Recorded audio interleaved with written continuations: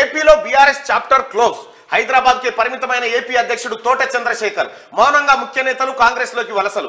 AP sitting ఎమ్మెల్యేలు touch లో ఉన్నట్లు అప్పట్లో చెప్పిన కేసీఆర్ ఇప్పుడు సీన్ రివర్సు, ప్యాకప్ పరిస్థితి. దుకాణం బంద్ అయింది, షటర్ గుంజిండు ఏపీలా.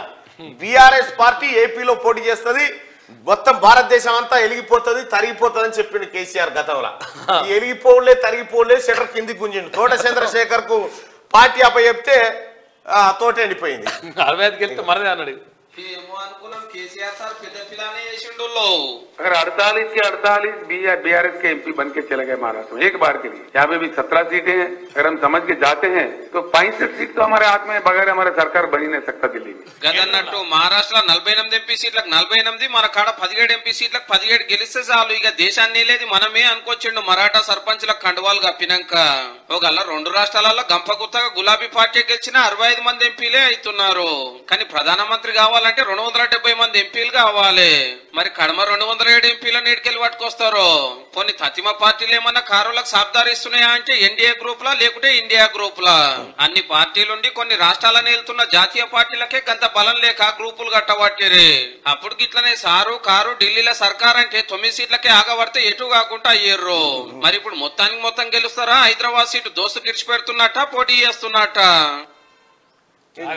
ఏపీలో ఏం లేదు, ఇక ఈడనే ఏం లేదంటే ఎట్లా రాయి తీస్తా అని పోయిండట. మహారాష్ట్రలో 48 వెళ్తా, ఇక్కడ 20 వెళ్తా, ఇవన్నీ చేసిండు ముచ్చట. ఏపీ దుకాణం బంద్ అయిపోయింది, షటర్ కింది గుంజి తాళం వేసి తాళం చేయి తెచ్చి కేసీఆర్కి ఇచ్చిపోయారు. అయ్యా ఈ దుకాణం బంద్ అయిపోయింది ఏపీలో అని క్లియర్ గా. ఆంధ్రప్రదేశ్ లో బీఆర్ఎస్ పార్టీ చాప్టర్ దాదాపు క్లోజ్ అయింది. అక్కడ ఉన్న పార్టీ నేతలు ఇప్పుడు తమ దారి తాము చూసుకుంటున్నారు. ఇందులో పలువురు కాంగ్రెస్ కండువా కప్పుకొని ఏపీలో జరగబోయే అసెంబ్లీ ఎన్నికల్లో తమ అదృష్టాన్ని పరీక్షించుకోవడానికి రెడీ అవుతున్నారు. ఏడాది కింద ఏపీలో అట్టహాసంగా బీఆర్ఎస్ కార్యకలాపాలు ప్రారంభించారు. తెలంగాణ అసెంబ్లీ ఎన్నికల్లో బీఆర్ఎస్ అధికారాన్ని కోల్పోవడంతో ఇప్పుడు ఏపీలో పార్టీ కార్యకలాపాలు పూర్తిగా బంద్ అయ్యాయి. ఏపీ బీఆర్ఎస్ అధ్యక్షుడు తోట చంద్రశేఖర్ ఆ రాష్ట్రంలో కన్నా తెలంగాణలో ఎక్కువగా ఉంటున్నారు. ఆయనకు కూడా తెలిసిపోయింది లాభం అని చెప్పి. అంటే కేసీఆర్ గారు ఒకటి గుర్తుపెట్టుకోవాల్సింది అంటే, నువ్వు కానీ మీ కొడుకు కానీ గుర్తుపెట్టుకోవాల్సింది ఏంటంటే, కాంగ్రెస్ పార్టీని ఖతం చేస్తా, కాంగ్రెస్ పార్టీని నామరూపాలు లేకుండా చేస్తా అని ఈ దేశంలో చాలా మంది విర్రవీగి, చాలా మంది ఆఖరికి కాంగ్రెస్ పార్టీ దెబ్బతోని సచ్చిమూలబడ్డోళ్ళే.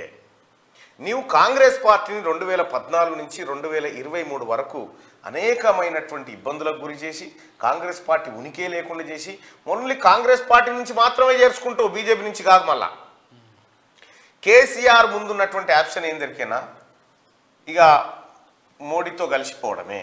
ఇక ఎట్లాగో దొరికిపోయిండు, సంసారం బయటపడ్డది. ఇక ఎట్లయితే అందరికి తెలిసిపోయిందిగా, కానీ అయితే రాదని పోవడమే తప్ప ఇంకొకటి ఏం మిగలలేదు. ఇంక ఏపీలో ఈ బీఆర్ఎస్ దుకాణం అంతా కాంగ్రెస్ వైపు పోయే అవకాశం కనిపిస్తుంది.